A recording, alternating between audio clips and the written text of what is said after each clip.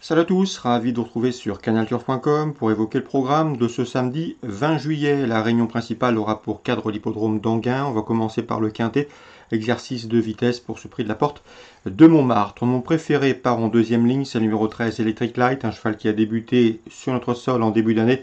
Il a couru 9 fois en France en 2019, résultat 7 podiums. Il reste sur un probant succès à Savenay, preuve de sa bonne condition physique. Il sera pieds nus, il est confirmé avec ce mode de départ auto-start.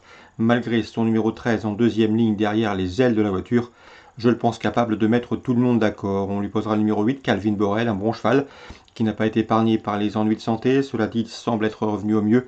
On atteste son récent succès à une belle cote fin juin dans un quintet disputé sur cette piste. Un cheval qui a couru 3 fois sur ce tracé des 2150 mètres d'Anguin. Résultat, 2 succès, une place de troisième, obligé d'y croire. Le numéro 2 Bamour est régulier, il est en forme, il sera déféré des postérieurs contrairement à sa dernière sortie à Anguin. Sa chance est également évidente, tout comme le numéro 6, Digne et Droit. Un cheval qui reste certes sur 2 disqualifications, ce n'est guère encourageant, cela dit. Il a des références à faire valoir sur ce tracé. D'ailleurs, sa dernière sortie sur ce parcours s'est soldée par une deuxième place fin mai, et ce en une 12-8, et surtout il est confirmé à ce niveau. Le 12, c'est Désir Castelet, il effectuera une course de rentrée, il n'a pas été revu depuis le mois de février.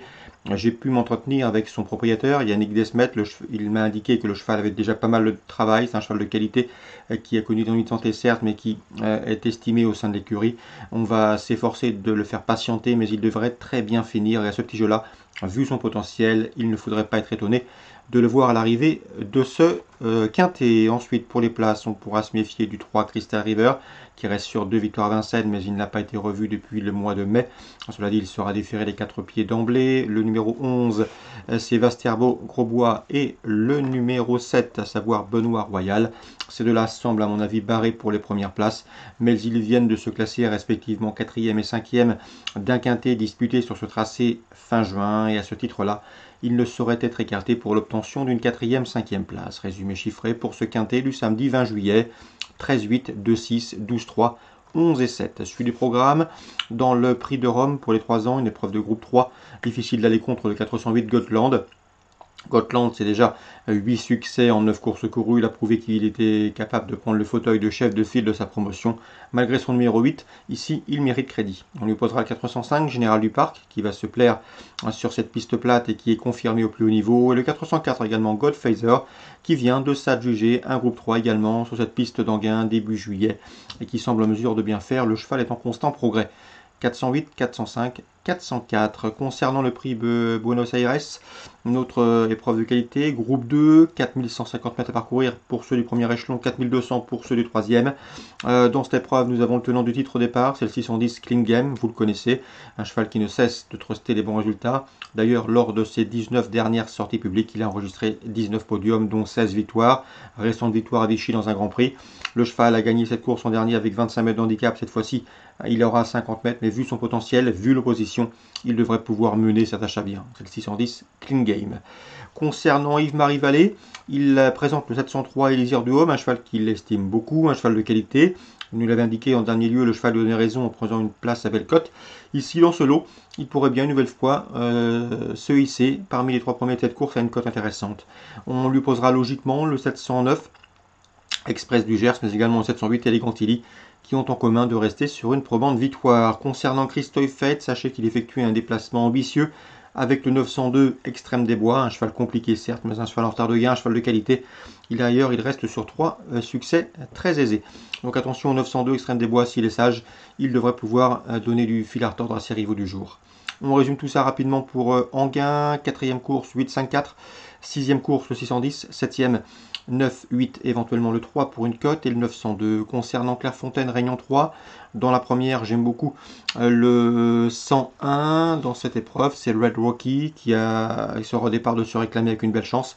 Le cheval vient de se classer 5e d'un quintet sur ce tracé début juillet sur ce steeple de Clairefontaine. Il revient ici à réclamer. Il a couru 2 fois à réclamer. Résultat, un succès, une place de 2e. Je lui poserai le 103, Fixe le Cap, qui participe à son premier sailing avec des ambitions. 101, 103. Concernant Bertrand Lefebvre, avec lequel j'ai eu le plaisir également de converser, il présente le 304 à Balia, Elle a été rétrogradée pour avoir été jugée coupable de gêne dernièrement à Auteuil, où elle avait pris une bonne 3e place. Bertrand Lefebvre était furieux, en colère, d'après lui le jugement était sévère. Ici, il la présente avec la ferme intention de remettre les pendules à l'heure. En tout cas, il est confiant le 304 à Baléa. On lui posera le 303 à Rodier, qui reste sur un probant succès sur l'hippodrome de Bordeaux début mai. Il n'a pas été revu depuis, mais c'est un cheval a priori d'avenir. 304, 303. Concernant maintenant Cagnes-sur-Mer en Réunion 5. Dans la deuxième, le 206 Bulle de Le Mans s'annonce redoutable. Stéphane Singlon, on en a toujours dit le plus grand bien, et ce depuis plusieurs mois. Elle lui donne raison. Elle collectionne les bons résultats lors de ses 8 derniers parcours. Elle a signé 8 podiums, dont 5 succès. Elle se plaît également à Cagnes-sur-Mer. Elle s'annonce une nouvelle fois comme la jument à battre. Kevin Tonorieux nous avait affranchi la dernière fois hier.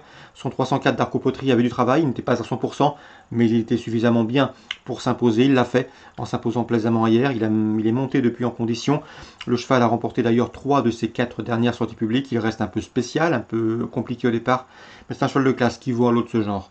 Je lui associerai le 307 Désir des Bois, qui sera lui déféré des 4 pieds pour cette course visée. Donc à Cagnes-sur-Mer, Réunion 5, 206, 304, 307. Le 604 également à suivre, c'est Carré Noir. Loris Garcia lui déniche à chaque fois des engagements intéressants. Dans cette course pour les amateur, ce Carré Noir devrait répondre présent et lutter pour le succès. Lui qui sera déféré les 4 pieds pour l'occasion. Attention également dans cette course pour amateur au 601 Caresse, qui se recommande d'un chrono d'une 14-2 sur ce parcours. Ça doit suffire pour faire l'arrivée du trio 604-601. Donc pour Cagnes-sur-Mer, Réunion 5, le 206 Bulle de Le Mans, le 304 d'Arco Poterie que l'on peut associer au 307 Désir du Bois et le 604 et le 601. Voilà pour les infos nombreuses de ce samedi 20 juillet. Bonjour à tous, rendez-vous demain pour un nouveau programme sur notamment l'hippodrome de Deauville, puisque la réunion initialement prévue à Maison-Lafitte a été transférée sur la piste de Deauville. On en reparle demain.